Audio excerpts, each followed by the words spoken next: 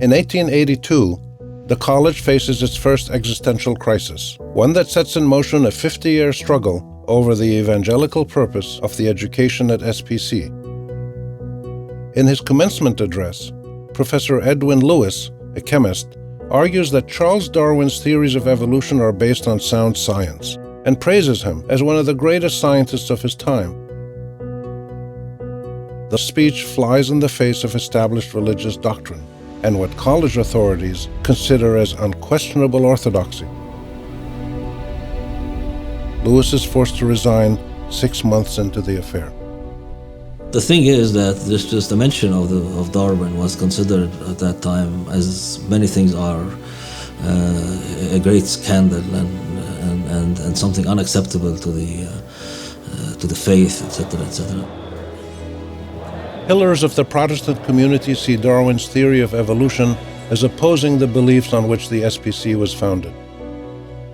After the departure of Lewis, professors sharing his convictions walk out in a dramatic show of solidarity.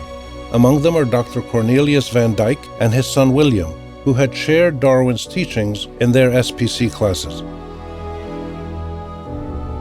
The principle that a professor should not be allowed to expose an existing theory and talk about it at the university was anathema to the spirit of the university. And that's what the university does. He felt that he could not continue to work in a place like that. The clash of ideologies shocks the faculty and student body, leaving its mark on the college. Many send in angry petitions in solidarity with Lewis. The students rebel. 13 are expelled.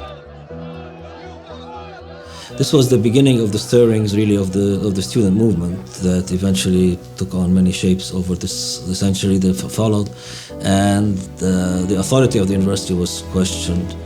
The dramatic walkout by some of the founding professors at the medical school strips the college of most of its lecturers who can teach in Arabic, a turning point for the SPC. The disaster diminishes the importance of Arabic as the principal language of instruction and the role of local lecturers. English, already used in literature classes, starts to become the main language for teaching. The Board of Trustees imposes a declaration of principles requiring new professors to affirm their adherence to the faith.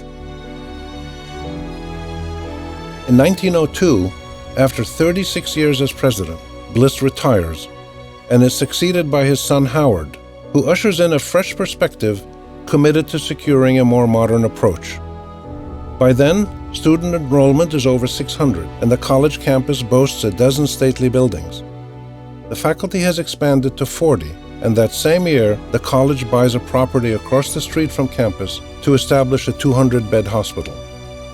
Howard Bliss abolishes the Declaration of Principles, and at the outset of World War I, religious study becomes optional, shifting the college further away from its evangelical Protestant roots towards a secular institution of higher education.